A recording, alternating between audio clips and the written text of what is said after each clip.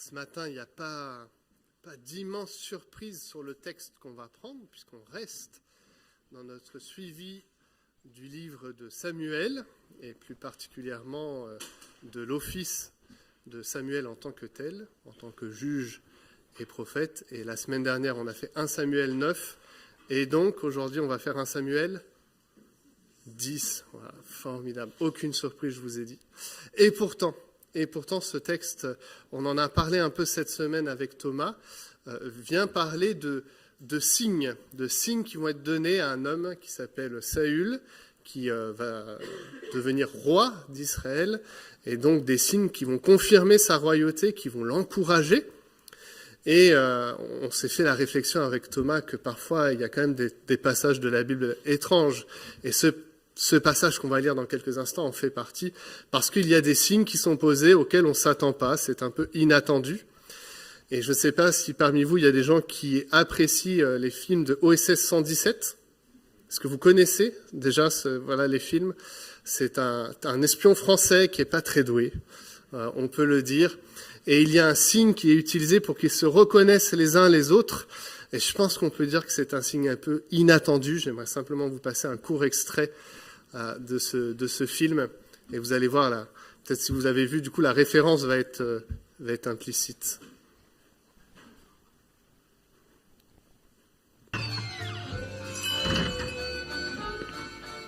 Comment est votre blanquette? La blanquette est bonne. Voilà, méfiez-vous.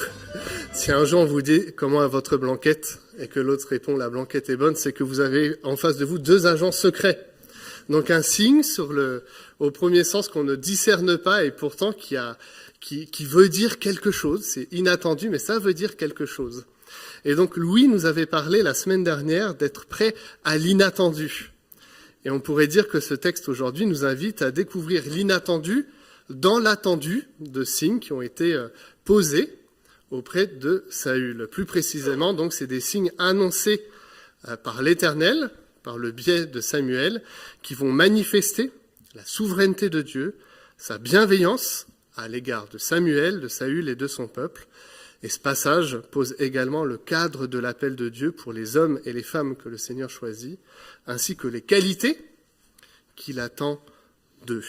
Mais sans plus tarder, on va lire ce passage. Je vous ai beaucoup parlé, j'ai beaucoup introduit, mais là maintenant, on va dans la lecture de 1 Samuel 10, les premiers versets. Samuel prit une fiole d'huile qu'il versa sur la tête de Saül. Il l'embrassa et dit, l'Éternel t'a désigné par onction pour que tu sois le chef de son héritage. Aujourd'hui, après m'avoir quitté, tu trouveras 2 hommes près du tombeau de Rachel, sur la frontière de Benjamin, à Tseltsach. Je ne sais pas si je prononce bien, je donne tout. Ils te diront, les ânesses à la recherche desquelles tu es allé sont retrouvées. Maintenant, ton père ne pense plus aux ânesses, mais il s'inquiète pour vous et il dit, que dois-je faire au sujet de mon fils ? De là, tu iras plus loin et tu arriveras au chêne de Tabor où tu rencontreras 3 hommes en train de monter vers Dieu à Bethel. Ils portent l'un 3 chevreaux, l'autre 3 gâteaux de pain et l'autre une outre de vin. Ils te demanderont comment tu vas et te donneront 2 pains. Voilà, c'est quand même des signes qui sont posés, qui ne sont pas simples. Tu les accepteras de leur part. Après cela, tu arriveras à Gibea Elohim où se trouve une garnison de Philistins. En entrant dans la ville, tu rencontreras une troupe de prophètes qui descendent du haut lieu, précédés du luth, du tambourin, de la flûte et de la harpe, et qui prophétisent. L'Esprit de l'Éternel viendra sur toi, tu prophétiseras avec eux et tu deviendras un autre homme. Lorsque ces signes se seront réalisés pour toi, fais ce que tu trouveras à faire, car Dieu est avec toi. Puis tu descendras avant moi à Gilgal, je descendrai vers toi pour offrir des holocaustes et des sacrifices de communion. Tu attendras 7 jours jusqu'à ce que j'arrive vers toi et que je te dise ce que tu dois faire. Dès que Saül eut tourné le dos pour se séparer de Samuel, Dieu lui donna un autre cœur et tous ces signes se réalisèrent le même jour. Lorsqu'ils arrivèrent à Gibea, une troupe de prophètes vint à sa rencontre. L'Esprit de Dieu vint sur lui et il prophétisa au milieu d'eux. Tous ceux qui l'avaient connu auparavant virent qu'il prophétisait avec les prophètes et les membres du peuple se disaient l'un à l'autre « Qu'est-il arrivé au fils de Kis ? Saül est-il aussi parmi les prophètes ? Quelqu'un de Gibéa ajouta, et qui est leur père ? De là vient le proverbe, Saül est-il aussi parmi les prophètes ?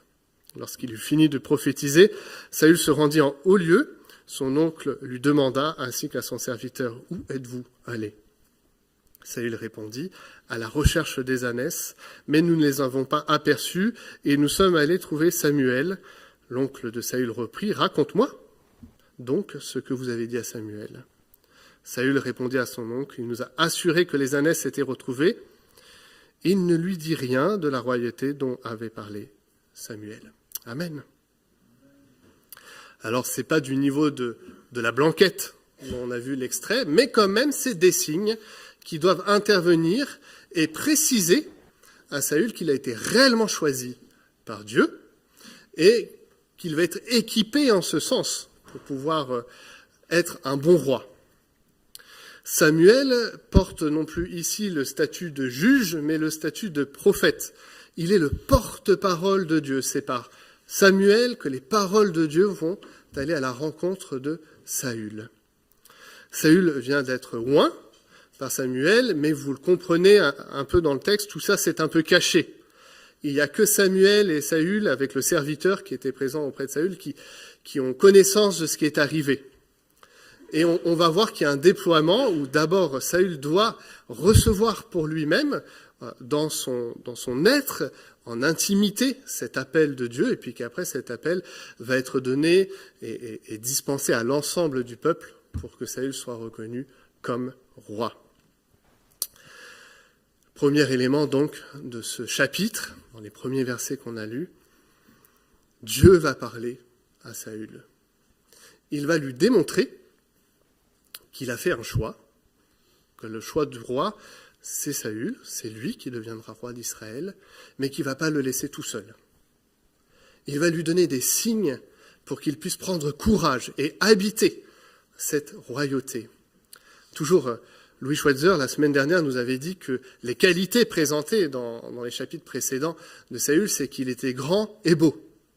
Alors c'est vrai que c'est important peut-être pour le leadership d'être grand et beau, que ça fait partie possiblement des qualités, mais vous êtes d'accord avec moi, si c'est que ça ne va pas tout à fait marcher. On peut attendre d'autres choses d'un dirigeant. Donc ça peut être des qualités, pas forcément nécessaires d'ailleurs, mais ça peut être quelque chose de bien, mais il faut quand même rajouter autre chose, du discernement, de l'intelligence, une compréhension des enjeux, pour pouvoir aussi avoir un gouvernement qui tienne le route et puis prendre soin du peuple. Prendre soin du peuple, ou plus précisément, le texte le précise, prendre soin de l'héritage de l'Éternel. Le peuple n'appartiendra jamais à Saül, mais tout d'abord à Dieu, et Dieu confiera à Saül le fait de prendre soin de cet héritage qu'il s'est acquis en faisant sortir Israël d'Égypte. Alors quand même, je reviens à ce que j'ai dit précédemment, il va donner des signes, et c'est des signes importants qui, je pense, peuvent résonner en nous si nous avons été appelés à servir le Christ, si nous avons été appelés à servir Dieu. Il est bon de se rappeler que Dieu ne nous laisse pas partir sans rien, mais qu'il nous convie à un certain nombre de signes qu'on peut recevoir. Les signes, pour Saül, les voici. D'abord, c'est l'attention d'un père pour son fils. Le père de Saül reconnaît que les ânesses ont été retrouvées, mais il s'enquiert de ce qui est devenu son fils. C'est un signe d'amour. L'amour de la famille de Saül devient un signe de l'amour de Dieu pour lui. De la même façon que le père s'enquiert de son fils, de la même façon, Dieu s'enquiert de Saül. Il l'aime. Le deuxième élément, le deuxième signe, c'est que, plus prosaïquement, mais en même temps, je crois que c'est important, Dieu va prendre soin de Saül sur tous les aspects, y compris dans les aspects les plus simples de la faim, par exemple, avec ces 2 pains qui vont être donnés et qu'il doit accepter. C'était 2 pains consacrés à Dieu qui viennent à la rencontre de Saül avec cette petite troupe qu'il trouve avec des chevreaux, etc., d'une outre de vin, des pains. L'Éternel souhaite signifier à Saül qu'il va prendre soin de lui sur tous les aspects de sa vie, qu'il n'a pas à avoir peur de manquer de quoi que ce soit. Ces deux éléments posés, son amour et le fait qu'il prendra soin de lui, posent le troisième signe, la rencontre avec un groupe de prophètes. Alors les prophètes, tels qu'ils sont précisés dans ce texte, ce n'est pas forcément la prophétie au sens du voyant, de celui qui discerne l'avenir, mais on le comprend à travers ce texte, ce sont des personnes qui expriment la parole de Dieu, on peut imaginer même plus précisément au travers des chants, de la louange. Ils ont des instruments, et c'est à travers ces instruments-là qu'ils disent quelque chose de Dieu, de qui est Dieu, peut-être de la loi de Dieu, et qu'ils le transmettent au peuple de Dieu. Et donc Saül voit ce groupe de prophètes, et un signe qui avait été annoncé par Samuel, il va être transformé, son cœur va être changé. Et ça va prendre la forme plus précise du Saint-Esprit qui va tomber sur Saül. Le Saint-Esprit va tomber, va descendre sur Saül et le remplir. Alors il y a l'amour de Dieu, il y a le soin de Dieu de Saül, et puis il y a et il y a le don du Saint-Esprit. Et on va s'arrêter quelques instants sur le don du Saint-Esprit, parce que c'est un élément important de ce qui se passe pour lui, pour la royauté qu'il va exercer, et même plus précisément dans l'intimité de sa vie. Et on va aussi s'arrêter dessus parce que on peut s'interroger par rapport à la Nouvelle Alliance, le Nouveau Testament, et puis l'effusion du Saint-Esprit qui a été donnée à la Pentecôte, et s'intéresser à voir ce qui se passe dans l'Ancien Testament et ce qui est dans le Nouveau. En tout cas, ce qu'on peut dire de manière assez simple, assez évidente dans ce texte, c'est que lorsque le Saint-Esprit descend sur Saül, c'est une bénédiction de Dieu qui est posée sur sa personne. C'est pas un malheur, ça semble assez évident dans le texte, mais c'est une bénédiction qui est posée sur lui. C'est une bénédiction qui devrait le rendre capable du service, de la tâche spécifique que l'Éternel lui demande d'accomplir en tant que roi. Et ça s'accorde avec un certain nombre d'autres éléments de l'Ancien Testament, où lorsque le Saint-Esprit se saisit d'hommes et de femmes, c'est pour exercer une tâche particulière. Souvent pour délivrer, d'ailleurs, dans le livre des juges Israël, que ce soit Othniel, Gédéon, Jephthé, Samson. Le Saint-Esprit descend sur ces hommes pour délivrer le peuple d'Israël des Philistins ou de d'autres peuples qui sont contre Israël. Et d'ailleurs, si on regarde Samson, c'est vraiment une histoire très très étrange, la manière dont le Saint-Esprit agit auprès de Samson. Donc voilà, le rendre capable du service, de la tâche spécifique que l'Éternel lui demande d'accomplir. Ça va aussi arriver à David dans l'exercice de sa royauté. Et de manière concomitante, au moment où ça arrive pour David, pour Saül, ça va partir. Le Saint-Esprit va partir de Saül.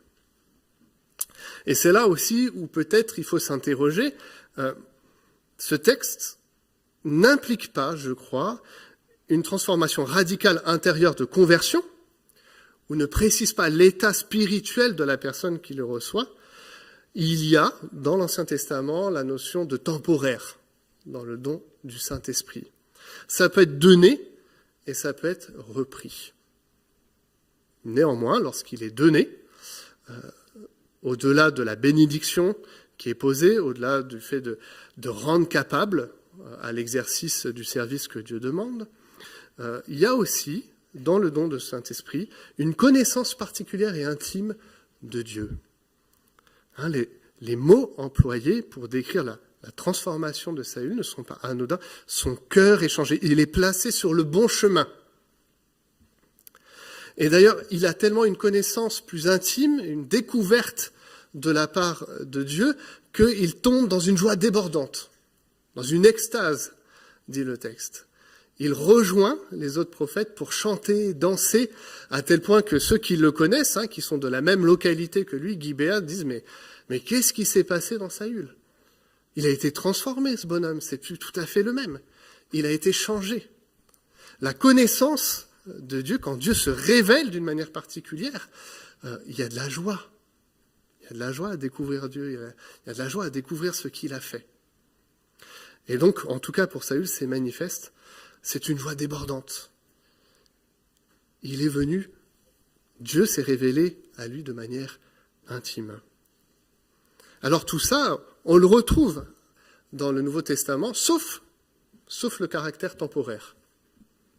Ça reste toujours une bénédiction, c'est toujours dans le sens de nous équiper, de nous rendre capables d'eux, c'est toujours une connaissance particulière et intime du Dieu vivant qui nous est offert, mais ça va un petit peu plus loin dans le Nouveau Testament. Et c'est là où il faudrait préciser les choses pour bien les accueillir pour nous ce matin.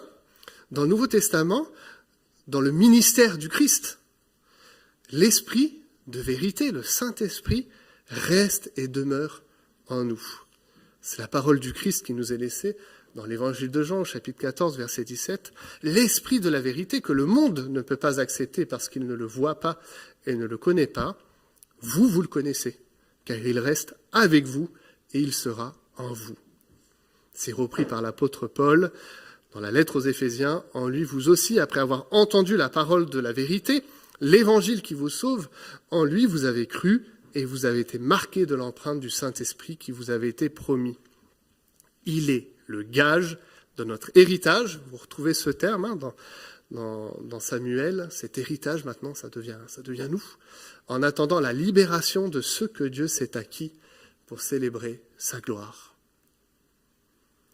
Ce matin, à travers ces quelques versets, on peut déjà accueillir que lorsque le Seigneur nous appelle, parce que oui, il nous appelle, il nous rend capables de le servir.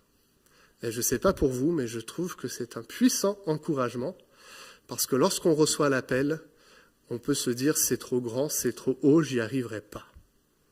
Ce qui a sûrement traversé, en fait, la tête de Saül, et on va le voir dans la suite du texte. Imaginez demain qu'on vous demande de faire une chose sur laquelle vous n'avez jamais été préparé. Qu'on vous demande, je ne sais pas, de venir à ma place et de témoigner de manière grandiose à des gens qui ne croient pas du tout. Le Seigneur nous équipe, nous donne la capacité, nous rend capables d'exercer un ministère pour sa gloire. Ce n'est pas simplement un appel qu'il pose sur nous, mais il donne les moyens. Je reprends un mot que Mathieu Moury utilisait souvent. Il nous capacite. Donc il nous donne toutes les qualités, les compétences nécessaires pour pouvoir faire ce qu'il nous demande de faire.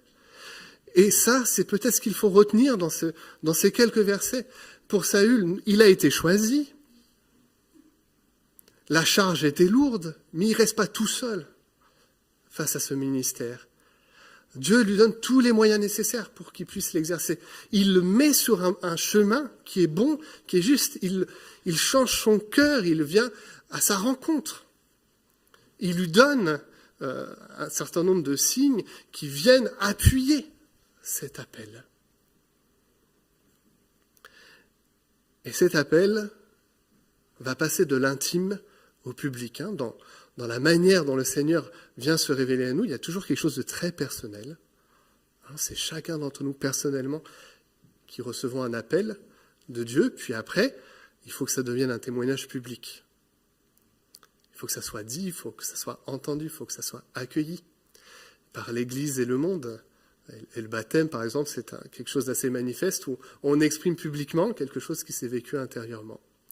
Et pour Saül, ça va devoir être le cas. Et on va voir que, voilà, dans l'intimité de ce qu'il a vécu, c'est de belles choses, mais que quand même, ça ne va pas être si simple lorsque ça va être public. Comment ça va se passer publiquement ? Samuel va convoquer le peuple devant l'Éternel, et par un hasard avec un grand dé, le dé pour Dieu, va se jouer dans les tribus, dans les personnes présentes, l'Urim et le Tumim. Donc, je sais pas, possiblement c'est de cette manière que ça a été fait par Samuel. Donc, je sais pas comment expliquer ça, c'est pas tellement décrit dans la Bible, mais peut-être un galet ou deux galets pile ou face, et on joue comme ça et on voit avec les différentes tribus, on se rapproche vers qui va être le roi, et ça va retomber sur Saül. Et donc là, on passe de l'intimité de ce que Saül a reçu, de ce ministère qu'il va devoir vivre, à une expression publique. Tout le monde va devoir accueillir que c'est le roi. Je lis à partir du verset 17. Samuel convoqua le peuple devant l'Éternel à Mitzpah. Il annonça aux Israélites, « Voici ce que dit l'Éternel, le Dieu d'Israël. C'est moi qui ai fait sortir Israël d'Égypte, qui vous a délivré de la domination des Égyptiens et de tous les royaumes qui vous opprimaient. » Il rappelle que c'est d'abord lui, le roi par excellence. Aujourd'hui, vous rejetez votre Dieu, celui qui vous a délivré de tous vos maux et de toutes vos souffrances, et vous lui dites, établis un roi sur nous, présentez-vous maintenant devant l'Éternel par tribus et par milliers. Dans ce court texte, on avait fait que la demande d'un roi, c'est pas illégitime, mais la manière dont ils l'ont fait et les raisons qui poussent à le faire, là par contre, sont des péchés. C'était une manière de dire que Dieu ne pouvait pas faire. Donc il rappelle cela, et malgré le rappel, il va quand même nommer un roi. Samuel fit approcher toutes les tribus d'Israël, de la tribu de Benjamin, fut désigné. Puis après, on fit approcher la tribu de Benjamin, clan par clan, et le clan de Matri fut désigné. Puis Saül, fils de Kis, fut désigné. On le chercha, mais on ne le trouva pas.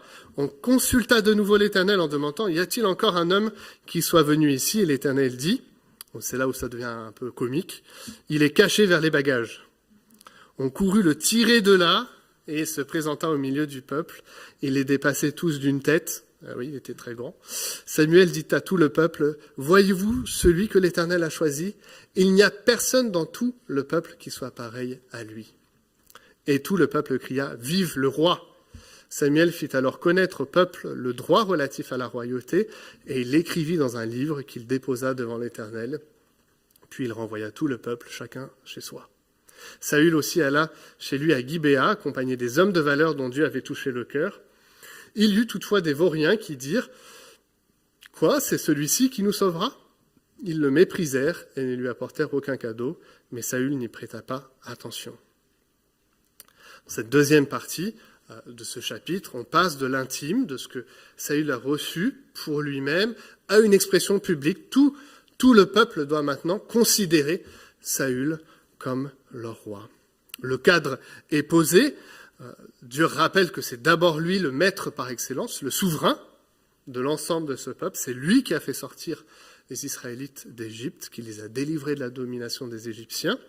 Il rappelle qu'il y a eu un rejet de sa personne, mais que malgré tout, lui, par bienveillance, par grâce, va établir un roi qu'il a équipé, dont il a donné toutes les qualités nécessaires. Et ensuite, on va avoir le cadre posé donc pour le roi, avec un livre qui donne le droit relatif à la royauté, et puis Israël présent, qui doit dire que maintenant, ils acceptent que c'est leur roi. Mais ce texte touche aussi un élément, je crois, qui est important, c'est que malgré tout cela, malgré tout l'appel qui a été posé sur Saül, malgré l'extraordinaire façon dont Saül va être présenté comme roi, et que la majorité du peuple va l'accepter, il demeure des gens qui vont le mépriser et des gens qui ne vont pas le reconnaître comme tel. Et je trouve que là aussi, c'est une intention de la part de l'auteur de dire « le Seigneur appelle ». Le Seigneur équipe, le Seigneur rend public cet appel, mais il demeurera toujours des difficultés à l'exercer. Tout service, tout statut de serviteur et de servante que nous pouvons avoir dans l'Église nous appelle, et Jésus ne va pas tarir de mots pour décrire cela, à de la joie, à de la paix et aussi des grandes difficultés. Et aussi des choses difficiles à vivre dans la foi. Peut-être le mépris, peut-être la moquerie d'un certain nombre, peut-être la compréhension, et peut-être des temps difficiles simplement liés par cette foi que nous proclamons. C'est le rappel que pour Saül, malgré tout ce qu'il a reçu, il devra lui-même faire preuve de fidélité. Se rappeler que le ministère qui lui est donné, la tâche qui lui est confiée, ne sera pas si aisée que ça. C'est un appel pour lui, humblement, à venir à la rencontre régulièrement de son Dieu. À pouvoir exprimer dans l'intimité ce qu'il vit de douloureux, de difficile. Il devra faire preuve de patience. Il faut qu'il attende 7 jours avant que Samuel ne revienne à lui. Pendant 7 jours, peut-être c'est ce temps-là qui lui est donné pour mesurer ce qu'il va devoir faire, peut-être rentrer en prière, rentrer à la rencontre de Dieu, lui demander son aide. J'aime les détails, j'aime le souci du détail, mais le détail de ce texte, Saül vient de la tribu de Benjamin. Et on peut se rappeler dans le livre des Juges que Benjamin a failli disparaître par un génocide. Le livre des Juges nous pose une histoire sordide, c'est vraiment sordide, donc je ne vais pas l'expliciter là, où il y a une question de meurtre, de viol, etc. Et on arrive à ce que la tribu de Benjamin soit visée par l'ensemble des autres tribus pour disparaître. Et c'est pris de pitié que les autres tribus maintiennent Benjamin, avec aussi l'assistance de Dieu en cela. C'est un benjaminite qui est choisi pour devenir roi d'Israël. Peut-être la tribu qui avait le plus souffert d'un péché ignoble devient le lieu où Dieu choisit un homme, l'équipe, pour être le responsable d'Israël. C'est un petit clin d'œil qui est posé, mais qui a beaucoup de sens dans la manière dont les choses se vivent ici. La grâce de Dieu se déploie dans Israël. On rappelle la souveraineté de Dieu, c'est lui qui maîtrise toutes choses, c'est lui qui explicite comment les choses vont se vivre et se produire.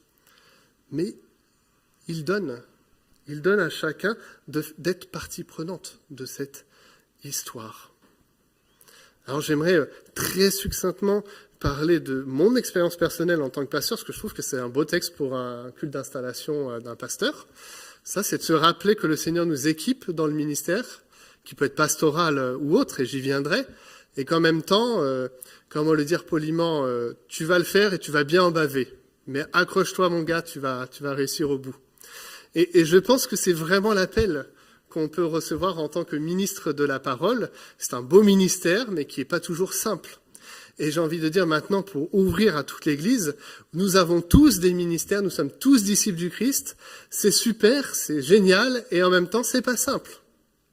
Ça reste difficile dans la vie de tous les jours d'être confronté à ceux qui résistent à cette parole et qui peuvent même rentrer en conflit par rapport à ça. Et donc ce texte nous dit, toi, disciple du Christ, rappelle-toi que le Seigneur t'aime, rappelle-toi qu'il prendra soin de toi, rappelle-toi qu'il t'équipe, mais sache que des gens, des hommes, des femmes, de tout horizon, viendront aussi te mettre des bâtons dans les roues par rapport à cela, ou que tu feras face à des situations compliquées, malgré le fait que le Seigneur t'aime, qu'il prendra soin de toi et qu'il t'équipe. Et alors, ça peut être décourageant, mais moi je pense qu'au contraire, c'est un grand encouragement, parce qu'il faut tenir les deux ensemble. Le Seigneur nous demeurera fidèle, et c'est à lui qu'on peut aller, et c'est tout le propos de ce texte vis-à-vis de Saül, et de la parole qui est donnée à Saül par le prophète Samuel. Accroche-toi, garçon, ça va pas être simple, mais dans les temps difficiles, rappelle-toi tous les signes que je t'ai donnés, rappelle-toi de mon amour, rappelle-toi de qui je suis. Et vous savez quoi, ça va être un échec pour Saül. Au moment où il devra faire preuve de patience, au moment où il devra se rapprocher de Dieu dans une situation compliquée, où ces hommes décident de partir, de ne pas attendre, Saül prend la mauvaise décision de forcer la main de Dieu en allant faire lui-même les sacrifices. Et la parole de Samuel est terrible, de dire c'est parce que tu as fait cela que tu perdras ta royauté, toi et toute ta famille.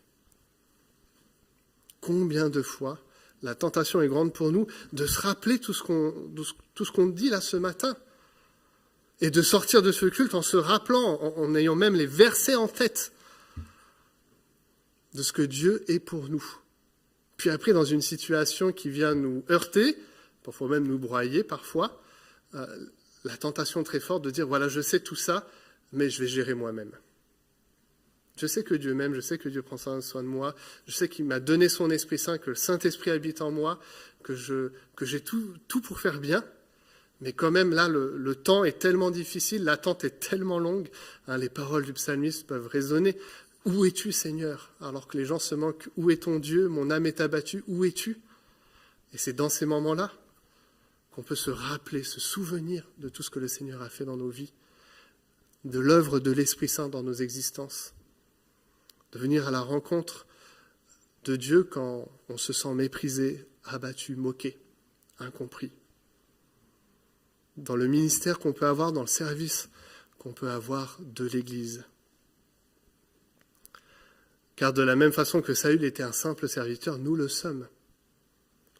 Christ est le chef de l'Église. Et Christ est le roi parfait.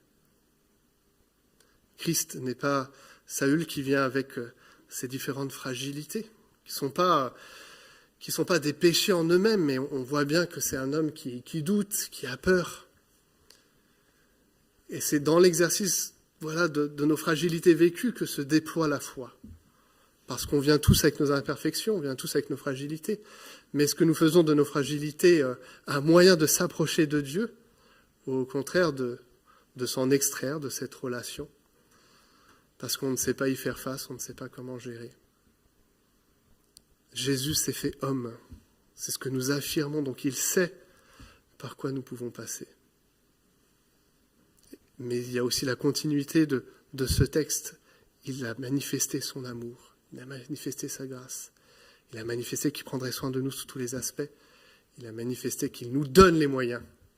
C'est lui-même qui nous donne les moyens de demeurer fidèles. Alors voilà, ce texte nous invite peut-être à être sensibles aux signes. Et les signes, ce n'est pas toujours de rencontrer tel homme qui va vous dire la blanquette est bonne, ou de rencontrer telle personne qui viendra avec une parole pour vous. Mais c'est peut-être la reconnaissance que l'Église joue ce rôle prophétique, que nous avons la charge les uns envers les autres de nous encourager, de reconnaître l'appel qui a été posé sur nous, de le mettre au service de l'Église, de savoir faire place les uns aux autres à ce service, de pouvoir nous soumettre les uns aux autres, pas toujours évident, mais je crois que c'est nécessaire, parce que nous nous soumettons ultimement à Christ. Le Seigneur nous parle ce matin, que nous puissions peut-être tout au long de cette semaine travailler cela, être encouragés de l'appel que nous avons reçu à le suivre, être encouragés de tout ce qu'il nous offre, et dans les moments d'abattement, dans les moments difficiles, d'avoir la possibilité de venir à lui, librement. C'est là notre privilège. Prions. Seigneur, merci parce que nous sommes ton héritage, que tu t'es acquis à la croix. Merci pour le ministère de ton Fils Jésus-Christ. Merci pour ce Saint-Esprit qui a été déversé à tous ceux qui te confessent comme Seigneur et Sauveur. Merci Seigneur parce que ce Saint-Esprit demeure en nous. Nous devenons ton temple. Merci parce que tu ne vas pas le retirer, mais il demeure à disposition, Seigneur. Te demandons de ne pas lui résister, mais de lui laisser la place. Qu'il puisse venir transformer nos vies, notre relation à toi. Que nous puissions avoir cette joie débordante de te servir. La reconnaissance de ton amour, du soin que tu as de nous. Le fait que tu nous équipes, tu ne nous abandonnes pas, mais tu nous équipes dans notre statut de disciple. Quel beau cadeau tu nous fais, Seigneur. Dans le même sens, nous ne voulons pas être naïfs des difficultés qui peuvent se présenter à nous et avoir toujours à cœur de venir à toi. Et nous voulons aussi partir de l'intimité de cette relation à toi pour l'exprimer de manière publique, qu'elle soit sue et qu'elle ne soit pas cachée. Viens à la rencontre de nos fragilités, Seigneur, et faisons des forces là où nous ne pouvons pas le faire. En ton Saint-Nom, Jésus. Amen.